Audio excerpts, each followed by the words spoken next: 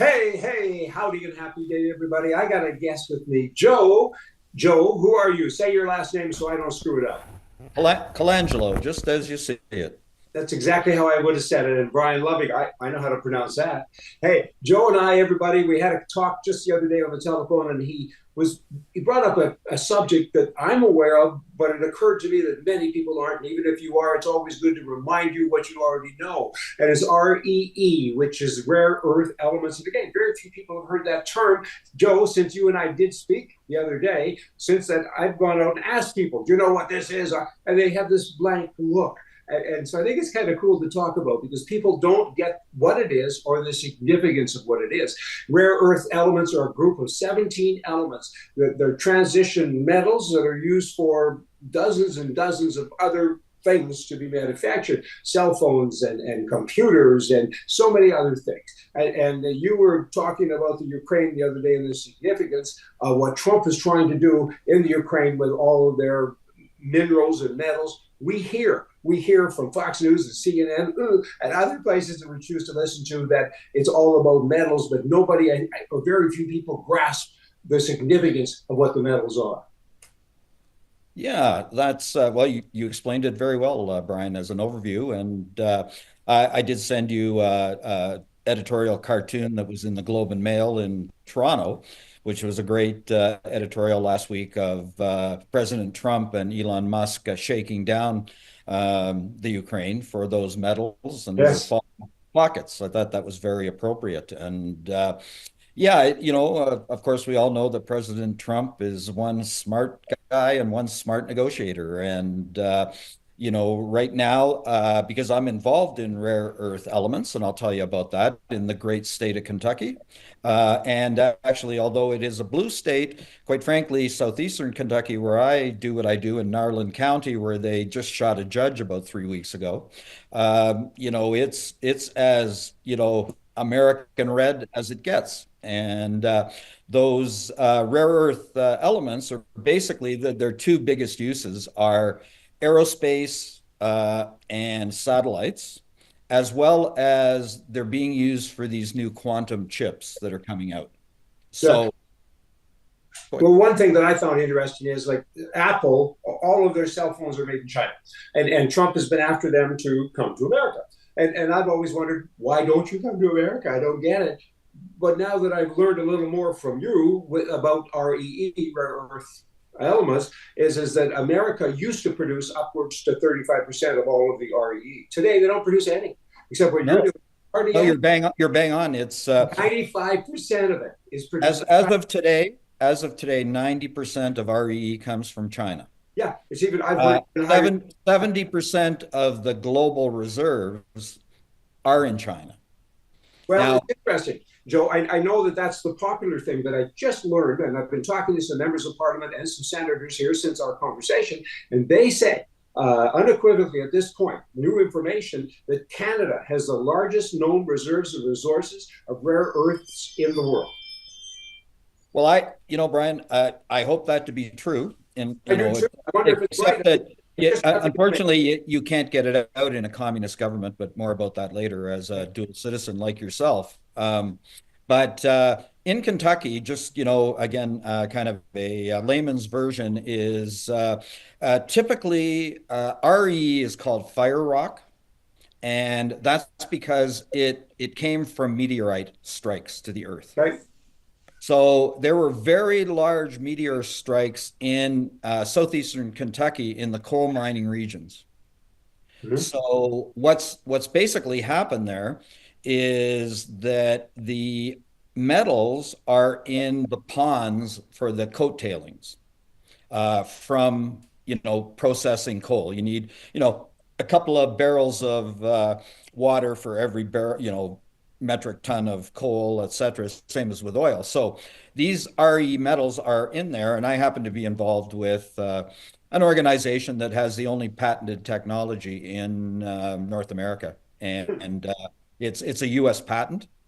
So it's well positioned to produce RE. And So to get that produced in America now is a big deal. Like even I wondered with Trump, like this Trump, you know what? He's an amazing guy. He kind of comes at things like this, and you never quite know what he's doing until it's done. Like he said, "Hey, Ukraine," and Ukraine has so much of this REE, just so much of it. And he says, "Sign the mineral deal with me, and you guys can have half the profits." And I thought, okay, why are you giving them half? Well, they're getting half because they have to spend that half on the development projects, the infrastructure, and the state-owned enterprises that have been destroyed by the war. So, Yes. so Yep. he gets to build all the phones and everything in America, and he gets to rebuild the Ukraine and talk about goodness. I mean, that's pretty smart stuff. So apparently that deal is now done. I don't know that it's signed yet, but apparently it's being signed or getting ready to be signed or something. But I've got a little list here I wanted to share with you because you can add to it. This is what a senator sent this to me this morning, and a senator in Nebraska. He says, here's some of the necessary components. There's over 200 products that we've identified so far across a wide range of applications in high-tech consumer products like cellular phones, computer hard drives, electric vehicles, flat screen monitors, and televisions, defense applications.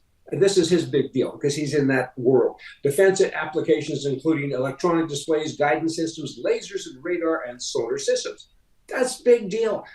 And America doesn't produce any of it, except you. You're producing it now. Well, yeah, it's very interesting. Again, where people have been distracted over many things here the last number of years, and It's a huge distraction. If Trump gets this deal done with Ukraine, Apple can start to make all of their apples, their cell phones in America because yes, yeah, yeah, everything. and the other thing, Brian, we touched on it briefly, I guess, yesterday, is that again, President Trump, brilliant.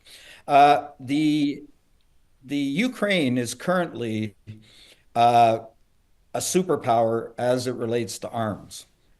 They have 2 million drones, and America only produces 100,000 of them a year. And Ukraine have 2 million in their arsenal today. Easier for them, Joe, because it's America's money. Yeah, that's true. Well, it's interesting because it's actually US technology companies Oh, are, sure. kind of flying under the ban, and they're involved in the IT technology. And so they're the ones that are doing sort of the whistleblowing, if you like, about America being very far behind. As you know, like the Ukraine flew a drone practically right up Putin's rear end here a week Yeah. ago. Right. I mean, these things are killing machines. And so, I guess, from a global perspective, as President Trump always thinks of, I mean, Ukraine's going to come out of this as a superpower, both with military might and with our REE, right? And they're going to be pretty powerful. So it's like rebuilding Germany. I mean, it's Oh, that whole yeah. scenario. In this case, they're creating the money themselves to do it. It's pretty ingenious, not only of Trump, but it's a big deal for the Ukrainian government to be able to recognize this for what it is, and because it's basically their own money, and Yeah, the states is taking it out of the ground, taking it to America to take jobs away from China to give jobs to Americans, and all the Ukrainians are working now to rebuild their homeland. It's a pretty nice picture. I mean, it's yeah, hard to say nice pictures when people are blowing themselves up every day. I understand that, but I mean, the future is looking brighter when you analyze all of this stuff. So. yes, yes. And yeah, I spent most of the last 4 years basically in the U.S., close to you in California, and in the great state of Florida, actually, Yes. uh, in West Palm Beach, as you know, very close to Mar-a-Lago and Mm-hmm. uh, dealings there, etc. But I've come back to Canada for some personal visit my son and daughter-in-law, and very interesting here is the second communist regime of Trudeau's, which have made me become an expat. Yes. Like you think that they would kind of get it, and now with Carney, and I know that you're pretty adamant about this, and I guess I've got to say this properly because this is the phrase that comes to mind for me. Uh, there is no lesson in a second kick from a mule. That's a good one, Joe. Yeah, I like that one. And that's, I mean, they're just, I don't even know how to describe it here. My daughter-in-law Holly is the general manager of the Tesla dealership for the southern Alberta. Mhm. I mean, I mean, it's helping her out, the whole Elon Musk thing. It's just more publicity, more people showing up every day, like it's. Well, in keeping with the agricultural concept there or wordage, I mean, these liberals have no horse sense, and they even add more to it. Guys like Carney, if he was sitting with a lariat in his hand, he wouldn't know if he found a rope or lost a horse. I mean, it goes on and on. I mean, Canada is doomed, and somebody needs to lead us out of the wilderness. Carney will lead us further into the forest, and then he will abandon us, and which is probably a good thing because what he has to offer is more left wing nonsense. He's more articulate. He's a better speaker. He's better looking. He's got a better presentation than Trudeau, but unfortunately, he's just phase two, and so America. It makes me laugh because I'm just chuckling here because like ourselves, he's got quite a history of Alberta being born here and Oh yeah, whatever. But as you know, like what we call him in Alberta is a big hat, no cattle. that's right. He doesn't have any skin in the game. Like No, I mean, well, he's a citizen, in three countries. I mean, talk about polygamy.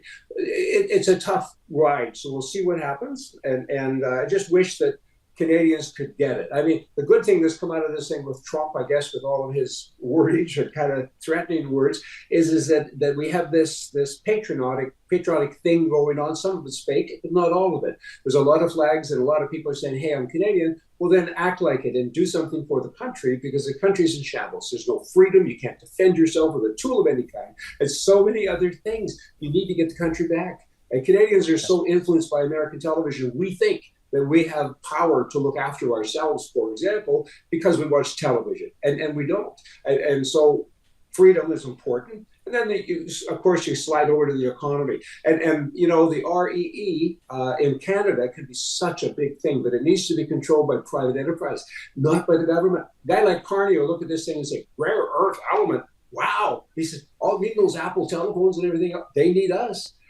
yeah, Come on. His yeah. idea of free enterprise is the government to own bigger chunks of something, and that's a bad thing. Anyway, I'm off at And have a. another national energy policy, and that disaster of That's all it is. 1982.